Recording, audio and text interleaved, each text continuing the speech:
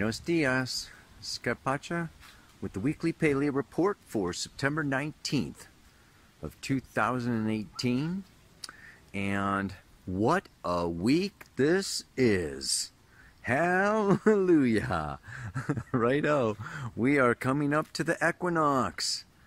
The Sun and Mercury, which are traveling side by side right together now, okay? They're exactly conjunct tomorrow, Thursday, okay? They're traveling through 28 degrees Virgo, 29 degrees Virgo, 30, boom, on Saturday. The equinox, equal day, equal night. We've hit the midpoint. We are arising out of Virgo, the first 6 signs of the zodiac, Aries to Virgo. We're going to talk about them a little bit, you know. And we're coming into Libra, the second half, to Pisces. So, what else is going on? Well, you know, at that particular time, there is also a square to Saturn. Mercury squares Saturn on Sunday, and next Tuesday, the Sun squares Saturn. So we've got those squares going on, Saturn up there at early degrees of Capricorn. And of course, then we also know Chiron is in opposition at 1 degree of Aries. So on Monday, the full moon, that moon moving through Aquarius today, Saturday goes into Pisces, on Monday goes into Aries, and we have a full moon, conjunct Chiron, right? So we have Sun, Mercury, opposite the moon, Chiron. You can see it on the chart at the beginning of the report. You might want to pause, you know, and check that baby out. But I'll tell you what I really want to talk about today. What's really big on my mind and heart these days, okay, is just this Mars traveling, you know, entered into Aquarius, conjuncting with black moon Lilith, all right, you know, and the south node of the moon. And this is going on really, you know, if you give a 5-degree orb to Mars and Lilith, they are really conjunct from September 15th to September 29th. And you know, this is a while, folks, you know, this is big time. So looks like we had some damage out here in the last storm, but let me find a place and look at the camera and talk about it. All right, everybody, I couldn't find a real good spot to set up the camera, man. I'm just on a fence post here. It's the only place, but I think, you know, today I could almost call this the Lilith report. I just did a big long report on Lilith for the New Paradigm community. I have a community of subscribers that are really into learning astrology and stuff. You can join that if you want to, you know, check out more into what I'm going to be talking to you about today. On my website, I put a free tab up at the top of the website, and you can download the ephemeris for Lilith, Mars for 2018, for where it was when you were born.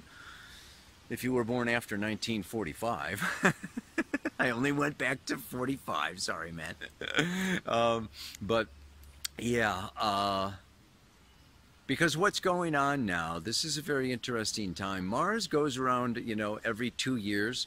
Lilith, you know, goes around every 9 or 10 years. You know, so she's moving slower than Mars. And, you know, they come around, and now they're doing a big, long dance, okay, all the way through 2018. Okay, and this is the masculine and the feminine. This is the light and the dark, the positive and the negative, the inside and the outside, the yin and the yang. I mean, this is the eternal dance, you know, that manifests creation. We live in a polarized, dualistic reality when we incarnate into this third dimension. So these are just these poles that are going back and forth, and it's not about good and bad or right and wrong. We don't need to get into judgment. This just is.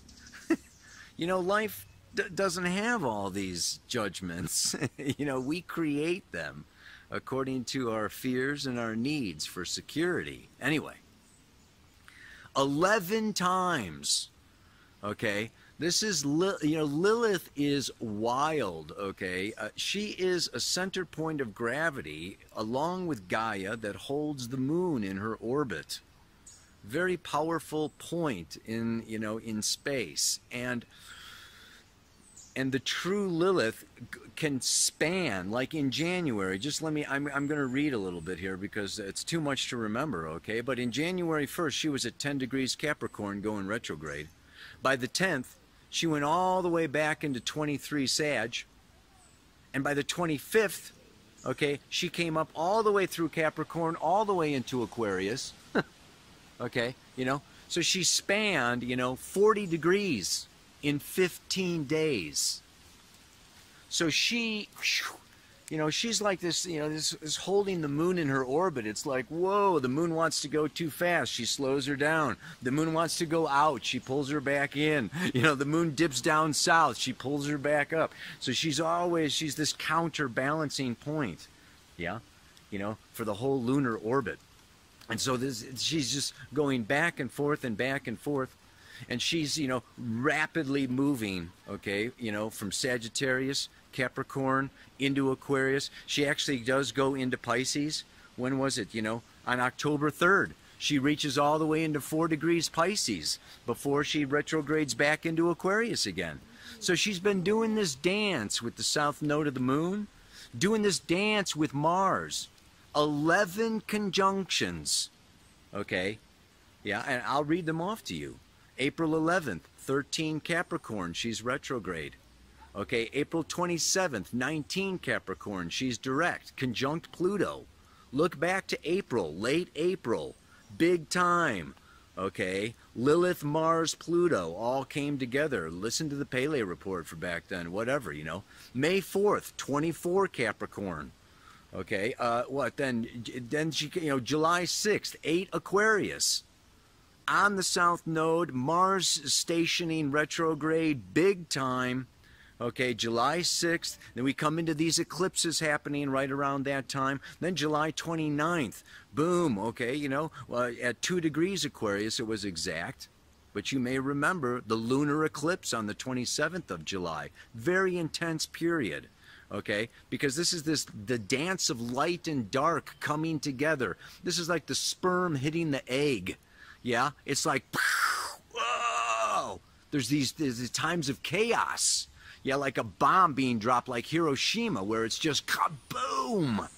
Yeah, like the old is destroyed, but like the new's not really born yet, is it?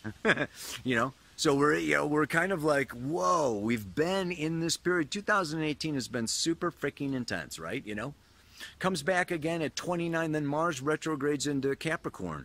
August 15th, they hit again at 29 Capricorn. August 24th, you know, she's going direct at 28 Capricorn. And now just, you know, a couple days ago, September 17th, Mars came back into Aquarius, 1 degree Aquarius, boom, hits Lilith. First thing again. You know, and then at 4 degrees Aquarius, conjunct the south node on the 26th. Okay, coming around next week, Mars Lilith south node conjunction. So the 25th, the 26th, these are all, you know, this is like, you know, really bringing it in. And then October 4th at 11 Aquarius, and finally November 5th at 22 Aquarius, before Mars moves on into Pisces. Yeah? 11. So Lilith is just like going back, boom, boom, slap, slap, slap, slap. You know, just like, you know, stand up straight, you know, get your shit together. Like, who are you anyway? Like, boom, can I count on you, depend on you, trust you? Are you good? Are you dumb? Are you, you know, evolved? Are you, you know, low life? It's just like, you know, this is this whole thing. And I just think of this, you know, I mean, we've got these ancient mythology. In Egypt, right? You know, you've got Apophis, the great snake, the serpent. Every night, every single night, the sun would set. Ra. go down into the underworld and have to fight the snake who tried to kill it and devour it. You know, so all night long was this battle of the light and the dark. And then the sun had to like emerge at dawn, and there was this great celebration. It's like, oh, he made it without getting eaten and swallowed up, by the dark. So this is, and then what? The day goes, and then he gets exhausted, surrenders, and just like wants to go down and lay down, and lays down and lets go, and guess what? Here comes the snake again. I mean, if we look at other mythology, okay, Norse mythology, the great, the world serpent eating its own tail, okay, the snake in the Garden of Eden, all right, and then we can translate it also then into the light and the dark, the masculine and feminine, however you want to, yin and yang, daytime and nighttime, all right? But I think of Odysseus, and it was really something. Odysseus is, he's the Greek hero, and he's sailing back, and there is this island of sirens, and they sing so beautiful that the sailors are just taken. And like hypnosis, they have to follow the song of the siren. And they land on the island, right? And guess what? The island is full of pigs. There's a bug crawling across the frickin' camera, man. Anyway, if you can't see me for a second, you're looking at the bottom of a bug. The sirens would turn the sailors into pigs. So it was like this, island of pigs. Pretty tripped out. And I remember that Odysseus, he didn't want to plug his ears. He wanted to hear the song. So he had everyone on the boat plug their ears, but they tied him to the mast. And so he could hear the siren's song. And he got so pissed off. It's like, stop, turn the boat, I've got to go. Yeah, man. And I was trying to think of the rest of this story, man. I mean, I got really into mythology in the 60s, when I first started reading all these stories. And I can't forget, I know they went to the island.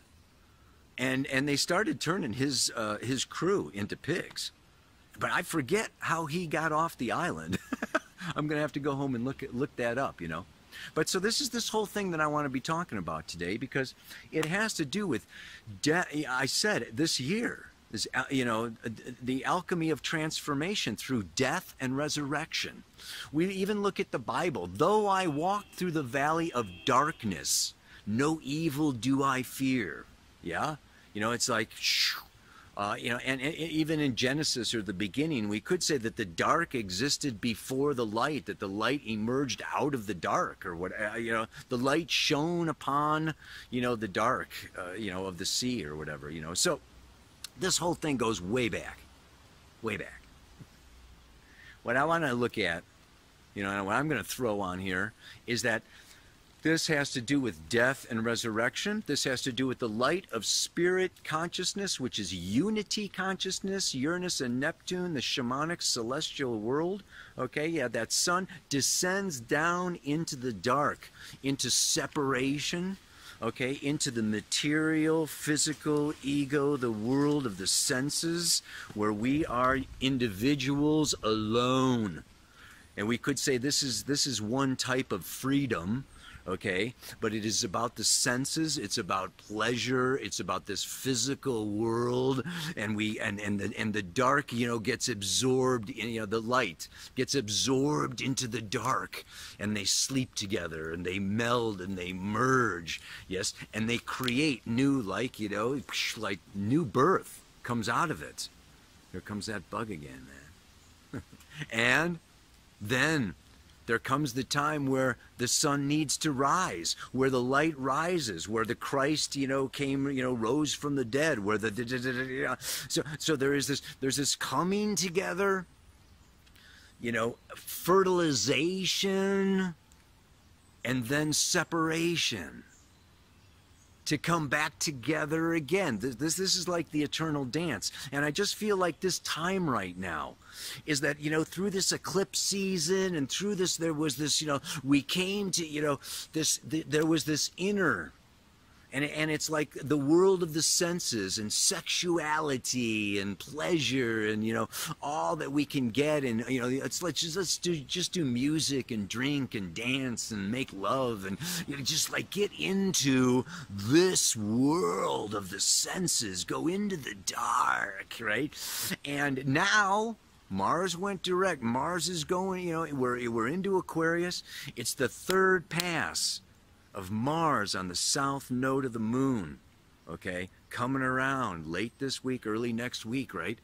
And this final, okay, you know, it came through, like I said, you know, April, July, you know, and so it came up, back, and now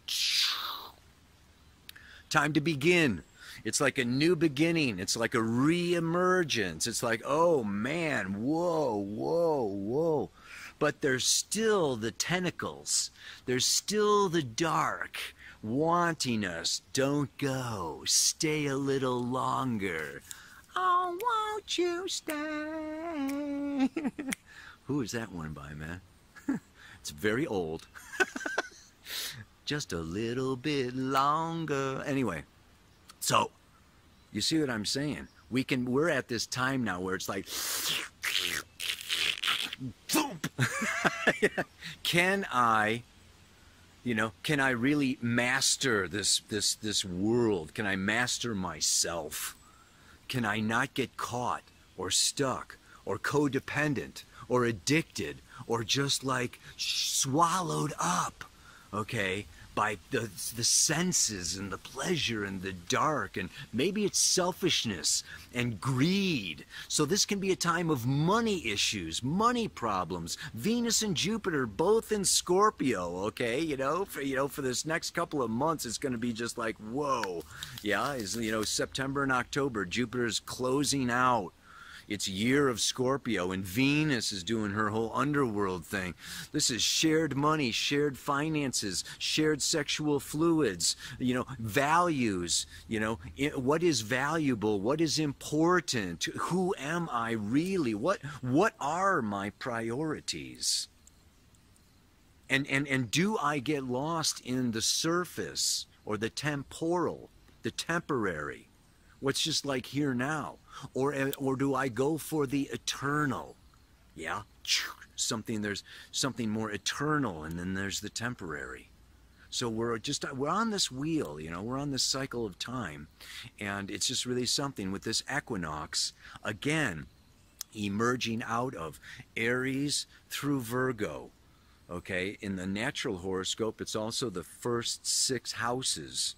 Below the horizon, nighttime, self, inner, preparation, world, work, whatever. And, we've been going through Virgo now, and are we ready? Have we perfected ourselves? Have we done our work? She's coming up, she's coming out, ready for relationship, but hopefully we are a new person. And our relationships will be different now than they were before. We've grown, we've evolved. We did our dirty work, or whatever. We impregnated, or we created, we recreated ourselves, who I am, anew. We're all new people now, after this whole eclipse season and everything that has been going on. Aquarius, Mars in Aquarius, this is now moving after it hits that south node for the last time. Let go of the past, let the past be the past, and move on into liberation, into enlightenment. The staff, that for the thou art with me, thou art my rod and my staff. The staff, the Pope holds a staff, right? And the staff comes up and it curves around. That is symbolic of the Kundalini that rises up up the Sushumna, around over the crown, and comes around to the third eye. It's a symbol of enlightenment, the staff. Yeah, the rod is the Sushumna. Very, very. So, it is this Kundalini force. It is this awakening, liberating force of the third eye that rebirths us. So it's a time of pushing through. So let's look at the mantra. Yeah, the whole world is my mirror, showing me myself. I think. Oh man, this whole world is a mirror showing, I was going to say teaching me myself, but I think a mirror shows you more than teaches you. Anyway, So this whole world is a mirror showing me myself. And what is most important to me, showing me who I am. That's it. Sorry about this, man. This whole world is a mirror showing me who I am. And what is most important to me,